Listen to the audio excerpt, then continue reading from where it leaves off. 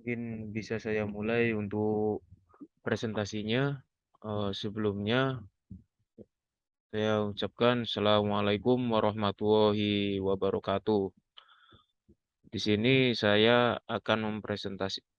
beserta kelompok saya akan mempresentasikan yaitu sinyal digital analog, dan saya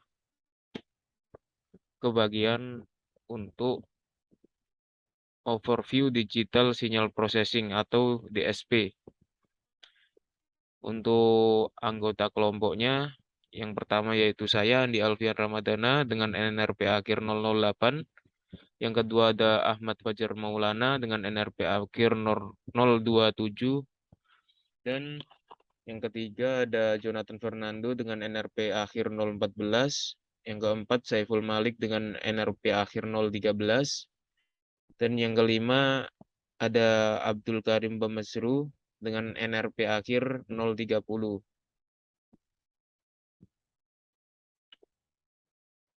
Untuk selanjutnya,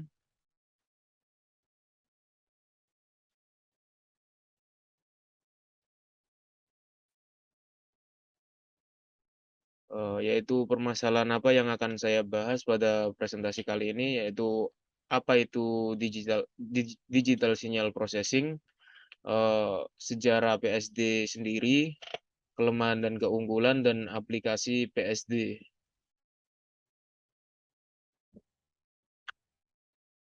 Untuk yang pertama yaitu apa itu digital signal processing. Digital signal processing terbagi menjadi tiga kata, yaitu yang pertama digital, sinyal, dan processing.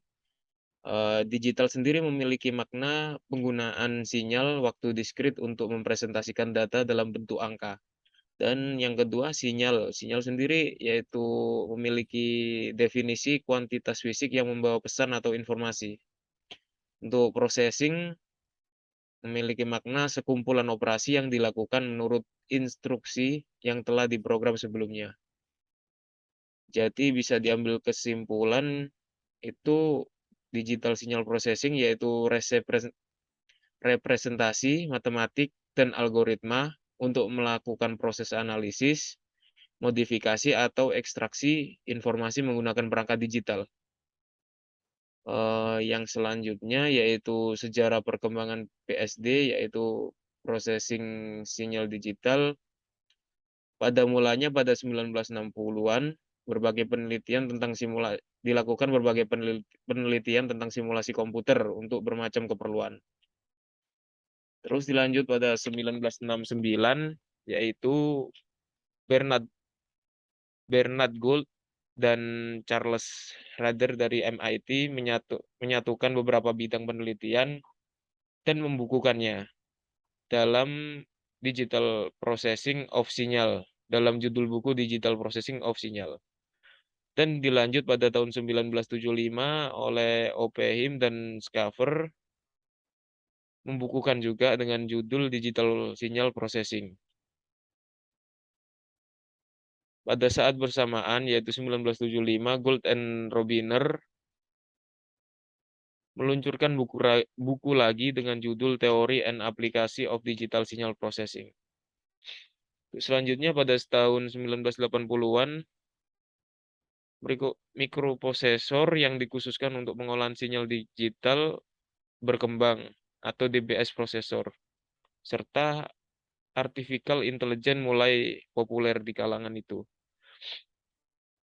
Pada tahun 1990-an, aplikasi PSD berkembang pesat, didukung oleh memori dan kecepatan komputer yang semakin tinggi. Berbagai titik dan algoritma baru berkembang, seperti wavelet dan ICA. Untuk kekurangan PSD, yaitu aliasing.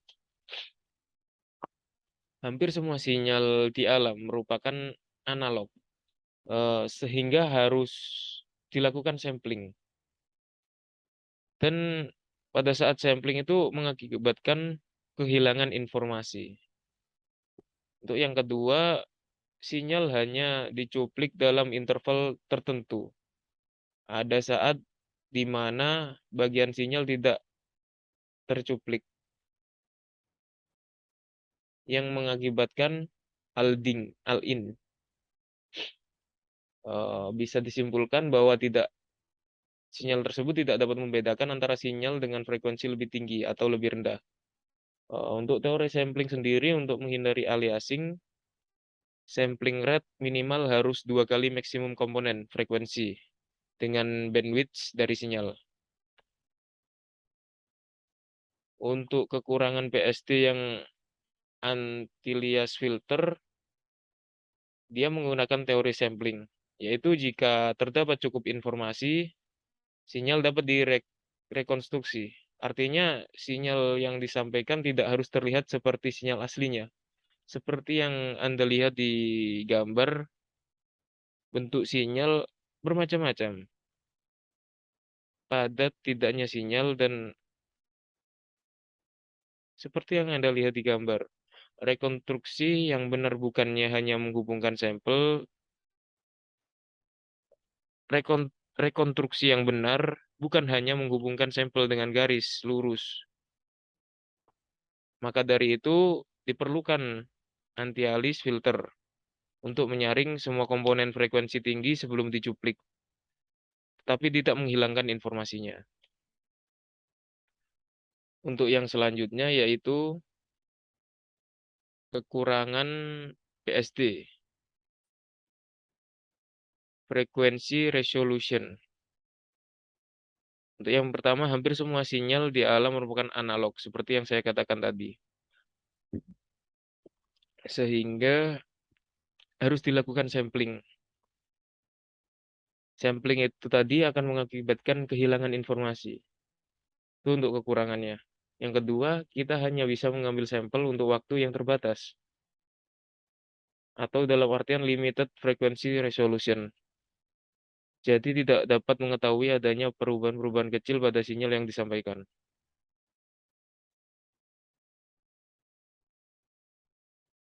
Untuk yang selanjutnya yaitu kekurangan PSD, yaitu error kuantisasi. Yang pertama hampir sama kayak sebelumnya, di mana semua sinyal di alam menggunakan analog, yang harus dilakukan sampling yang mengakibatkan kehilangan informasi. Untuk yang kedua, keterbatasan oleh jumlah bit yang tersedia, ketepatan dalam penyimpanan data dan operasi matematikanya, atau yang biasa disebut kuantisasi error, yang mengakibatkan sinyal analog yang mulus direpresentasikan oleh bentuk gelombang stepped. Untuk yang selanjutnya yaitu keunggulan PSD. Ada 4 keunggulan. Yang pertama yaitu sistem digital mudah untuk diprogram ulang untuk aplikasi lainnya, atau biasanya disimpan dalam berbagai media. Proses yang sama pada sistem analog membutuhkan desain ulang hardware, testing, dan verifikasi. Untuk selanjutnya yaitu PSD. Untuk yang selanjutnya yaitu PSD memungkinkan pengendalian akurasi yang lebih baik, di mana sistem analog bergantung pada toleransi komponen yang lebih ketat. Responnya yang sangat bergantung pada kondisi temperatur dan parameter eksternal lainnya. Yang ketiga, dapat mengelola sinyal berfrekuensi sangat rendah, seperti sinyal gempa atau seismik. Proses yang sama pada sistem analog memerlukan induktor dan kapasitor dengan ukuran yang besar. Untuk yang keempat, untuk hasil yang lebih baik dapat diterapkan algoritma pengelolaan sinyal yang lebih canggih. Sulit untuk menerapkan operasi matematika yang tepat pada sinyal analog. Mungkin itu termasuk kekurangan dari PSD. Untuk pengaplikasian PSD yaitu ada bermacam-macam, seperti speech processing, image processing, video processing, biomedical, pattern recognition, radar, mobile communication, and seismic. Saya akan menjelaskan beberapa aplikasi yang bisa saya jelaskan dari BSD, yaitu untuk contoh pertama audio processing, di mana yang namanya CD akan masuk ke sound card atau DA yang akan masuk lagi ke DSP, dikelola melalui cold edit waveform editor yang akan mengeluarkan shortcut lagi, menyalurkan ke stereo amplifier, dan menyalurkan ke berbagai macam alat lainnya seperti radio, tape deck, dan pemutar musik.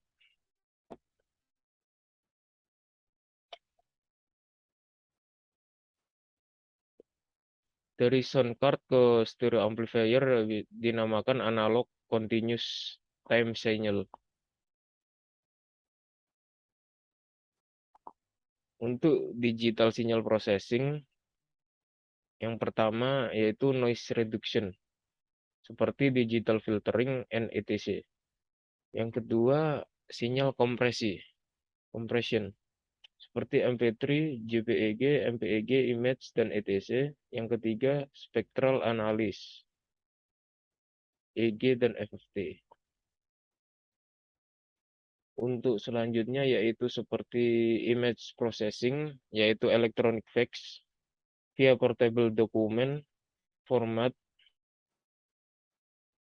di mana hard copy dari scanner akan disalurkan ke DSP, atau di sini bisa dikatakan LZW, lossless compression almost 10:1,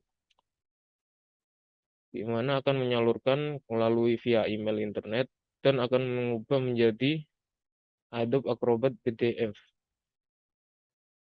dengan melalui DSP itu tadi, LZW.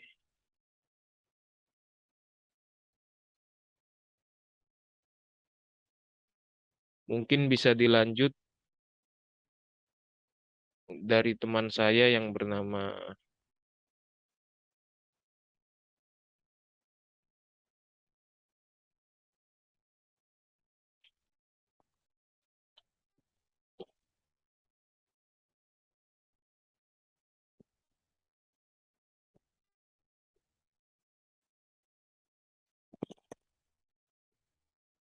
mungkin bisa dilanjut untuk teman saya bernama Fajar, yaitu membahas tentang DAC sinyal.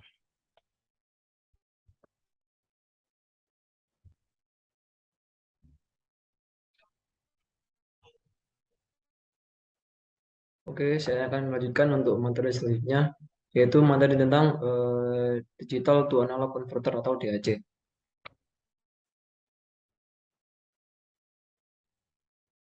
Konsep DAC sendiri adalah sebuah konverter untuk mengonversi informasi sinyal digital dan mentransformasikannya ke dalam bentuk analog. Untuk persamaan DAC sendiri yaitu Vout sama dengan V reference dikalikan dengan B1 kali 2 pangkat min 1 plus B2 kali 2 pangkat min 2 plus dan seterusnya.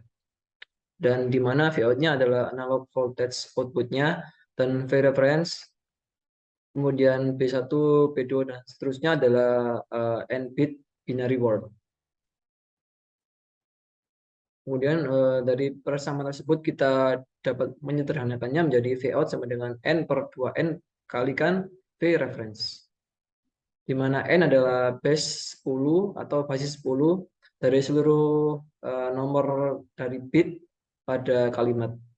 Kemudian 2 pangkat N adalah full scale of bit. Tipe DAC. Untuk membuat rangkaian DAC dapat menggunakan dua metode.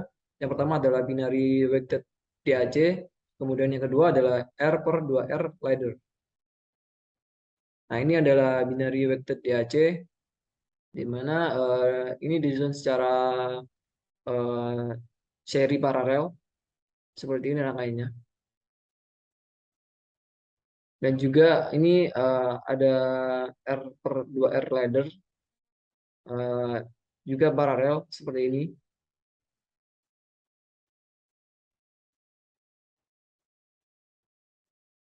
Kemudian selanjutnya adalah performance dan karakteristik. Untuk performance spesifikasinya yaitu ada resolusi, power supply, reference voltage, output, offset, data latch, dan conversion time. Untuk resolusi sendiri adalah variasi jumlah pada tekanan output untuk setiap perubahan satu bit pada input digital. Untuk rumus resolusi sama dengan V reference per 2 pangkat N.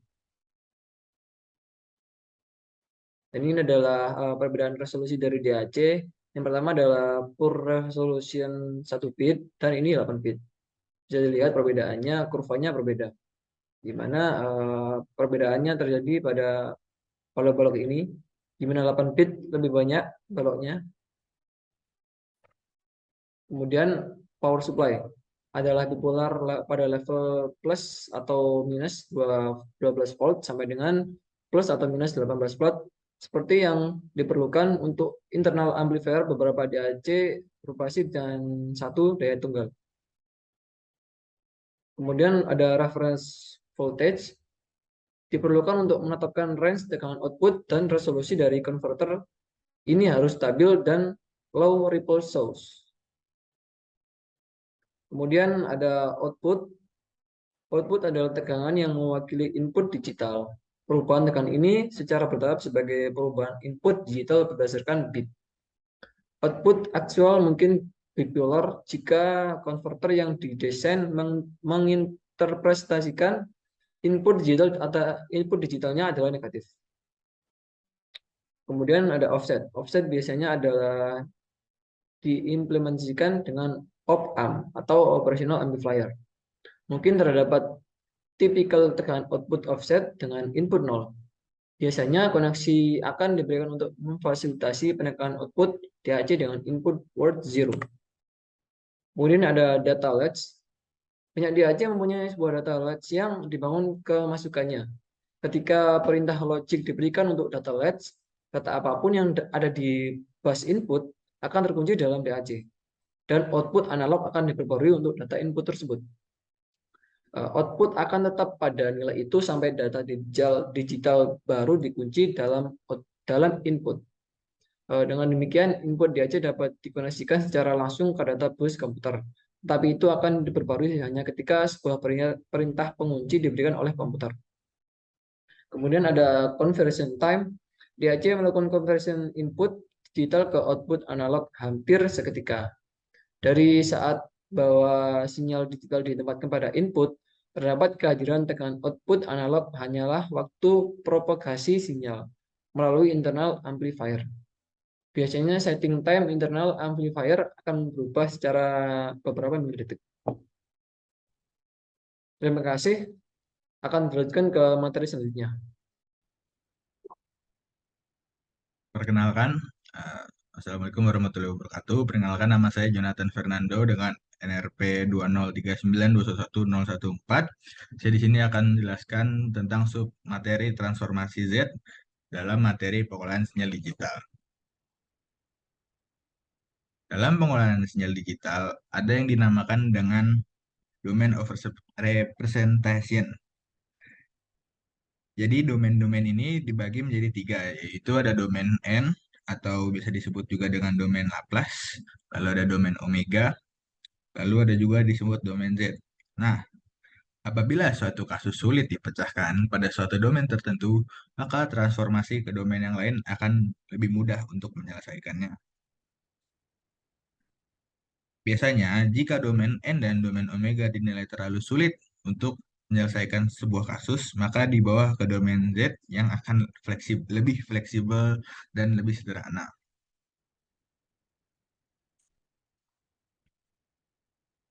Nah, transformasi Z adalah suatu transformasi yang mengubah sinyal waktu diskret dalam bentuk kompleks yang berguna untuk menyelesaikan persamaan beda atau difference equation.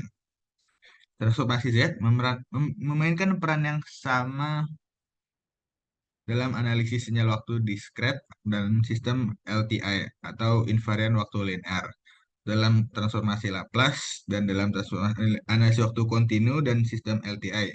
Sebagai contoh, di dalam domain Z, bidang Z kompleks, konvolusi dua sinyal domain yang ekivalen dengan perkalian transformasi Z yang berhubungan, transformasi Z dan sinyal waktu diskret didefinisikan sebagai deret pangkat sebagai berikut. X fungsi Z sama dengan tak terhingga sigma N sama dengan min tak terhingga X fungsi N kali Z pangkat min N. Karena transformasi Z adalah deret pangkat yang tak berhingga, maka transformasi ini hanya berlaku untuk nilai-nilai yang deretnya konvergen atau daerah konversi atau ROC, di mana X fungsi Z adalah himpunan seluruh nilai Z agar XZ mencapai nilai tak terhingga. Jadi setiap waktu kita menyebut transformasi Z, kita menunjukkan ROC-nya.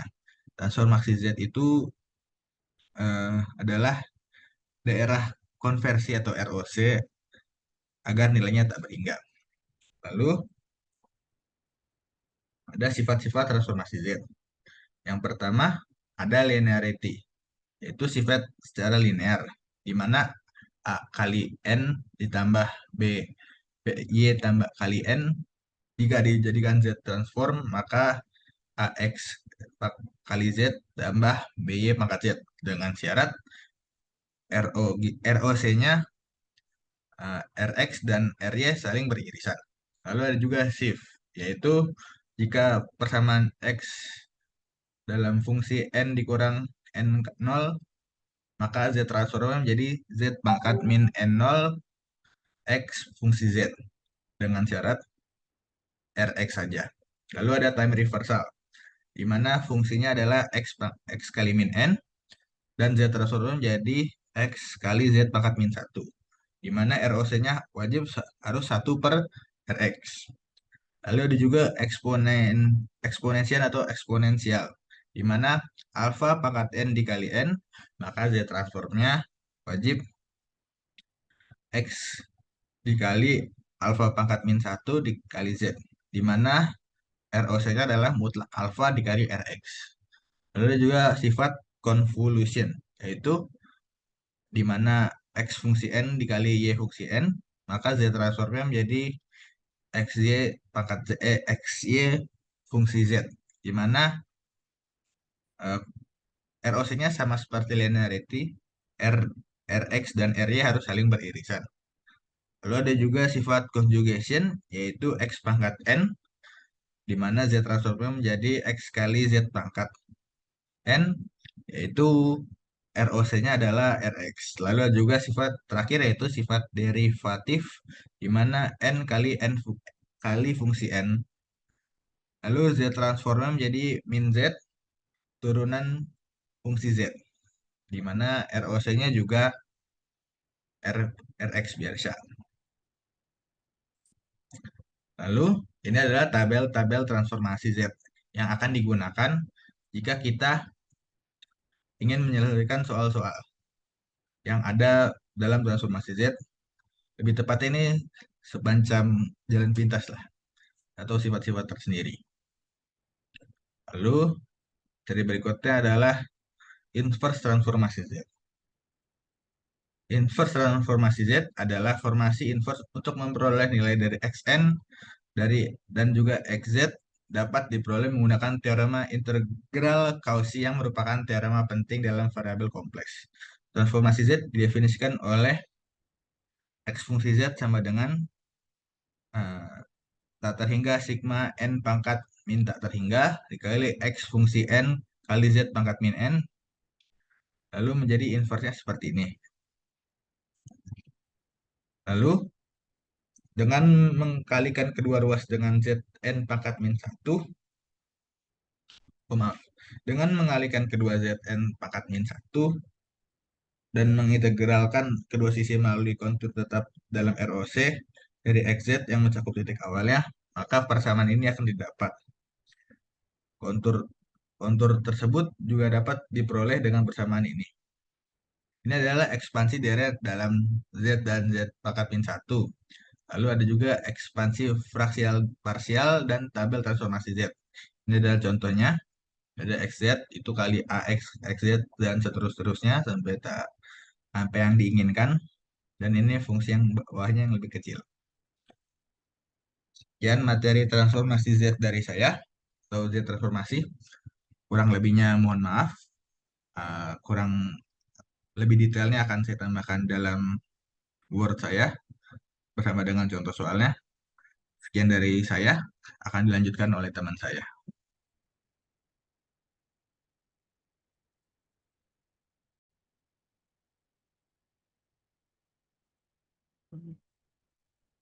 Perkenalkan, nama saya Abdul Karim Hamzaro, NRP 2039211030. Di sini saya akan menjelaskan mengenai transformasi Fourier waktu diskrit.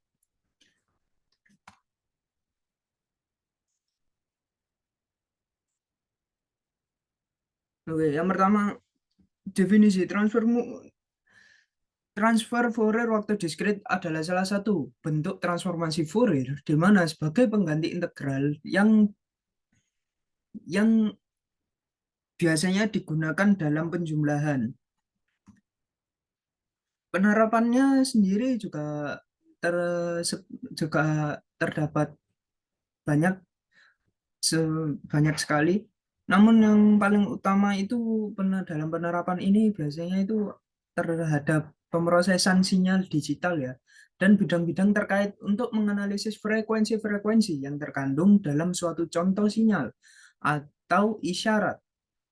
Dan untuk yang kedua itu biasanya digunakan untuk menyelesaikan persamaan diferensial parsial dan untuk melakukan sejumlah operasi.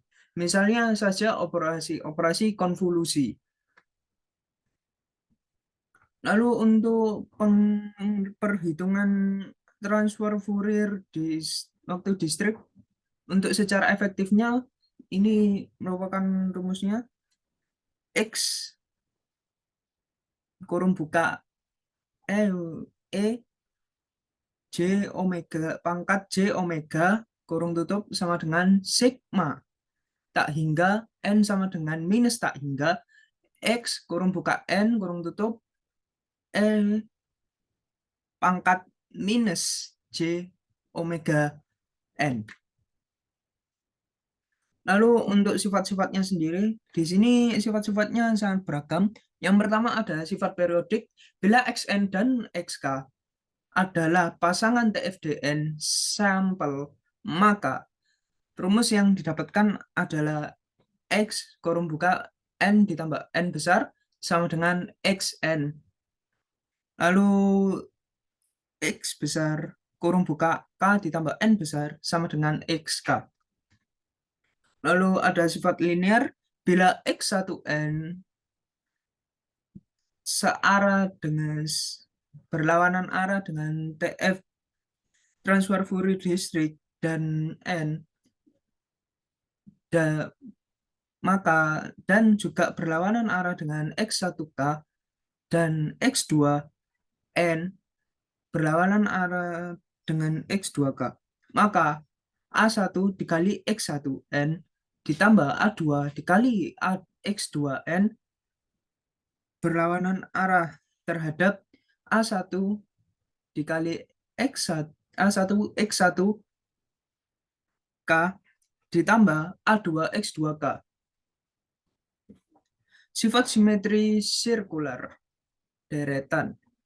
N sampel TFD dari Xn panjang L lebih kecil sama dengan N, ekivalen dengan sampel TFD dari deretan periodik SPN dengan periode N, maka rumus yang didapatkan adalah XPN sama dengan sigma tak hingga L sama dengan minus tak hingga X kurung buka N dikurangi LN besar kurung tutup.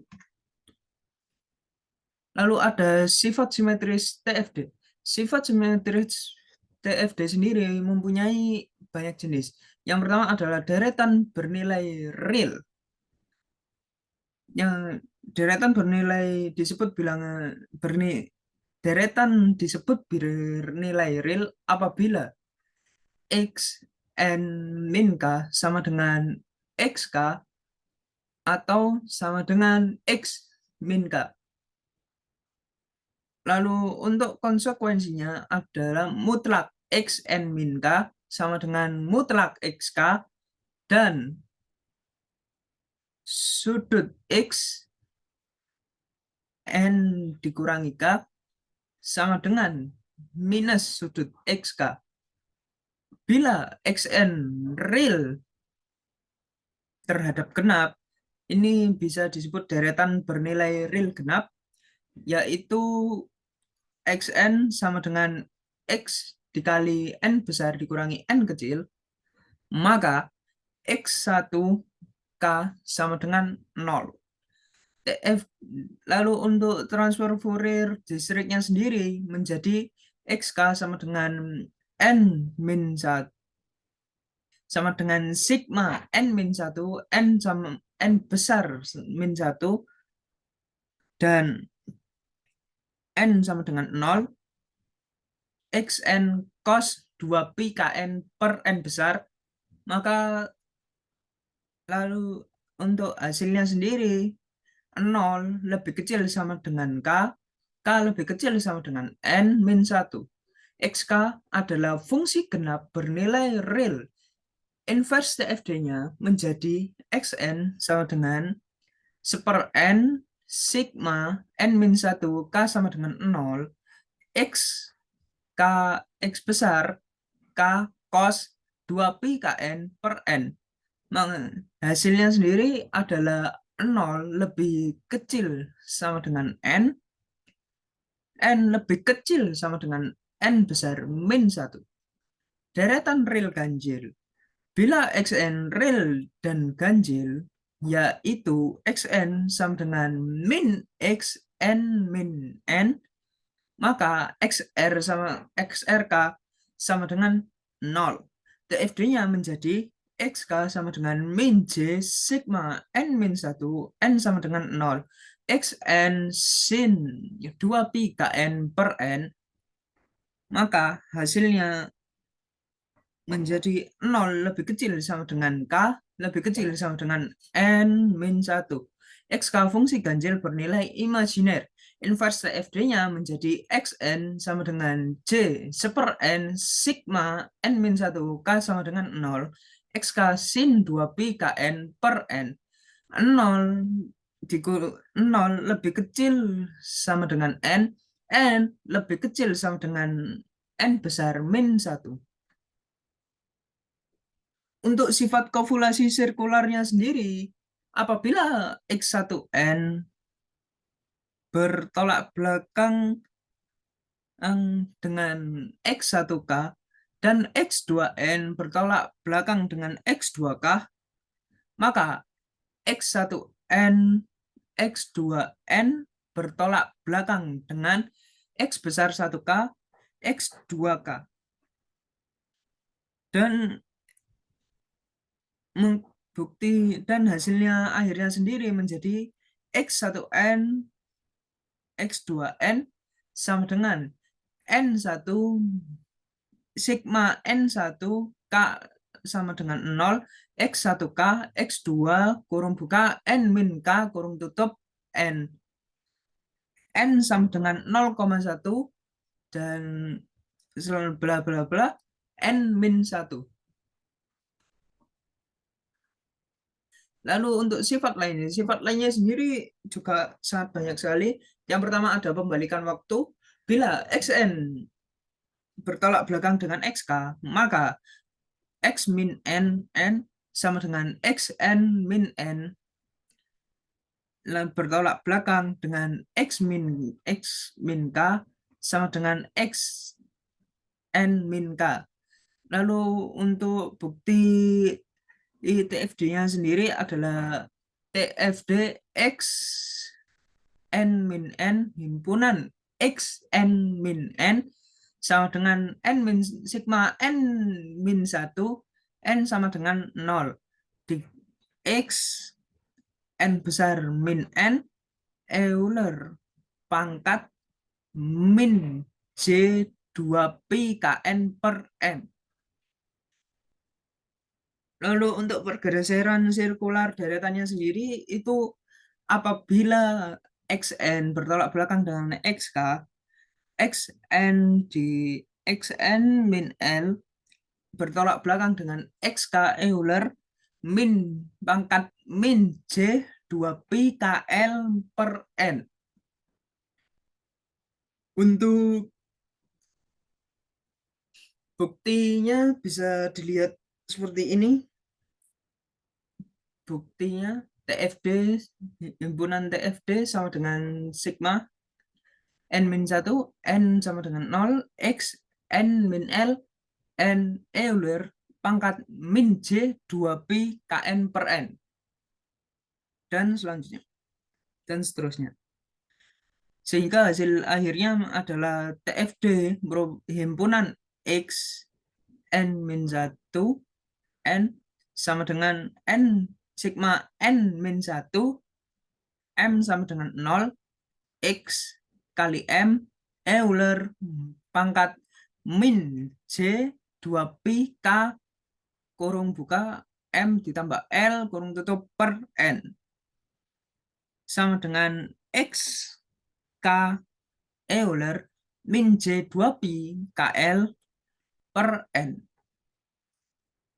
Lalu untuk pergeseran frekuensi sirkularnya, untuk yang selanjutnya pergeseran frekuensi sirkular. Bila Xn bertolak belakang dengan Xk, maka Xn Euler pangkat J2pi lan per N TF bertolak belakang dengan Xk min Ln.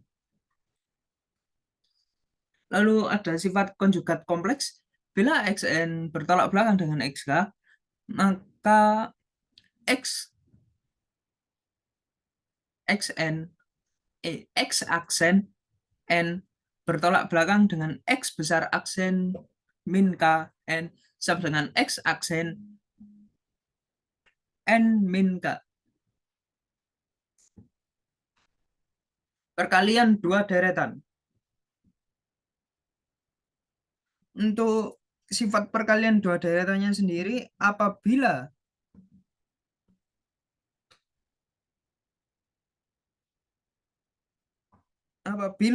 X1N bertolak belakang dengan X1K dan X2N bertolak belakang dengan X2K, maka yang didapatkan adalah X1N di X2N bertolak belakang dengan seper N X1K X2K.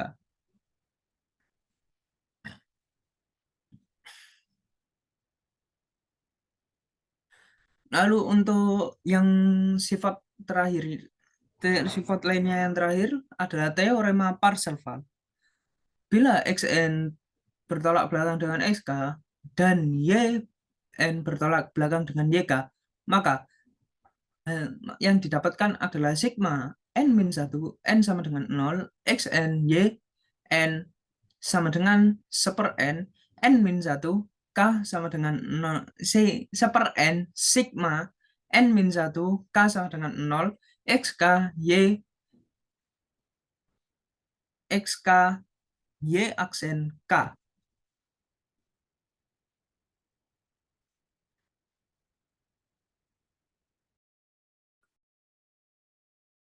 Analisis respon frekuensi.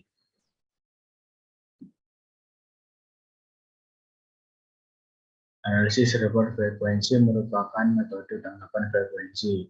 Frekuensi sinyal masukkan dalam satu daerah frekuensi tertentu, diubah dan tangkapan frekuensi yang dihasilkan untuk dipelajari. Pengujian terhadap frekuensi pada umumnya sederhana dan dapat dilakukan secara teliti dengan menggunakan pembagian sinyal sinusoidal dan telah tersedia dan alat-alat ukur yang teliti.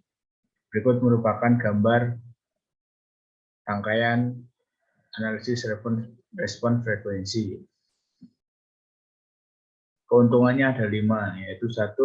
Data respon frekuensi lebih mudah diperoleh secara eksperimen. 2. Metode respon frekuensi dapat digunakan jika suatu metode mengenai band dan akuator sukar diperoleh. 3. Metode respon frekuensi dapat digunakan untuk sistem dengan penunda waktu. 4. Kompensator dapat lebih sederhana disediakan dan didesain jika hanya dapat eksperimen mengenai sistem. 5. Metode respon frekuensi dapat digunakan untuk menentukan keadaan-keadaan spesifik, seperti keberadaan siklus, pembatas, dan stabilitas yang berkenaan dengan sistem-sistem non-linier.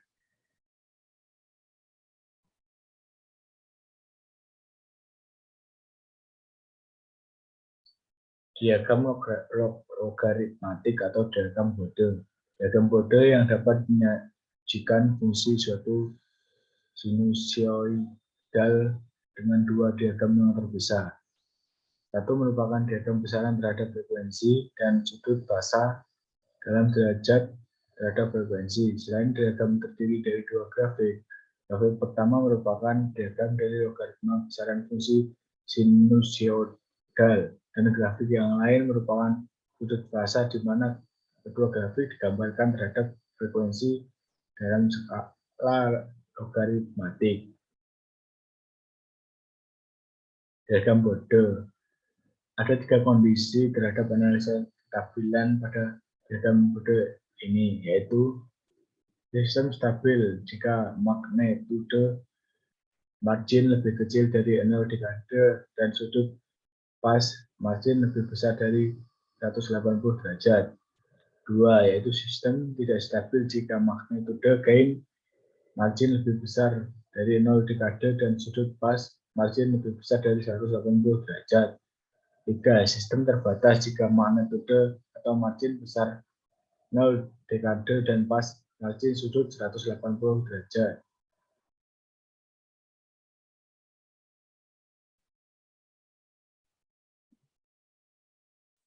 Filter frekuensi. Sebuah rangkaian yang dirancang agar melewatkan batas pita frekuensi tertentu seraya memperlemah suatu isyarat di luar pita tersebut. Filter suatu device yang memiliki sinyal listrik berdasarkan pada frekuensi dan sinyal tersebut. Filter akan melewatkan gelombang atau sinyal listrik pada batasan frekuensi tertentu sehingga apabila terdapat sinyal atau gelombang listrik dapat dengan frekuensi yang lain. Jenis-jenis filter frekuensi ada 2, yaitu filter aktif dan filter pasif. Filter aktif yaitu filter yang menggunakan komponen aktif, biasanya transistor atau operasional amplifier. Filter pasif, filter yang digunakan untuk memberikan sirkuit pada amplifier, osilator atau circuit power supply. Karakteristik frekuensi yang diperlukan dan beberapa contoh diberikan ada di slide selanjutnya. Filter aktif ada low pass filter, adalah filter yang digunakan untuk meluruskan sinyal-sinyal berfrekuensi rendah dan meredam sinyal-sinyal yang berfrekuensi tinggi. Penguat tanggapan untuk frekuensi yang lebih rendah dan frekuensi cut off. Low pass filter, filter yang melewatkan frekuensi tinggi tetapi mengurangi amplitude frekuensi yang lebih rendah daripada frekuensi cut off. Penguat tegangan untuk frekuensi lebih tinggi dari frekuensi cut off. Bandpass filter yang digunakan terutama dari nirkabel, pemancar atau penerima. Fungsi utama filter seperti di pemancar adalah untuk membatasi bandwidth sinyal output minimum yang diperlukan untuk menyiapkan data pada kecepatan yang diinginkan dalam bentuk yang diinginkan. Bandstop filter adalah filter yang melewati frekuensi paling tidak berubah, tetapi sistem kerja filter ini dalam rentang tertentu ke tingkat yang sangat rendah. Ini adalah kebalikan dari bandpass filter.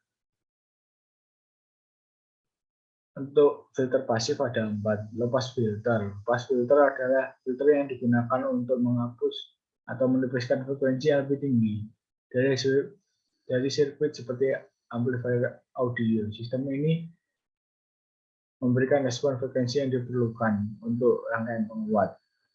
High pass filter. Filter yang digunakan untuk menghilangkan atau meredam frekuensi yang lebih rendah dari amplifier, terutama audio amplifier, mana ia dapat disebut bass cut atau circuit. Bandpass filter. Filter yang mengizinkan hanya sebuah band frekuensi yang diperlukan untuk lulus. Filter T terdiri dari 3 unsur. 2 seri terhubung LC sirkuit antara input dan output yang membentuk jalan impedensi rendah untuk sinyal dari frekuensi yang diperlukan, namun memiliki impedensi tinggi untuk frekuensi yang lainnya. Stop pass filter. Filter ini mempunyai prinsip kerja kebalikan dari band pass filter, yaitu ada 2 paralel LC sirkuit di jalur sinyal yang membentuk impedensi tinggi pada frekuensi sinyal yang diinginkan. Berikut merupakan grafik analisa frekuensi respon frekuensi.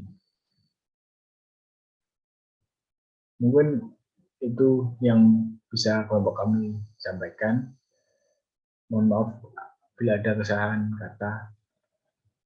Assalamualaikum warahmatullahi wabarakatuh.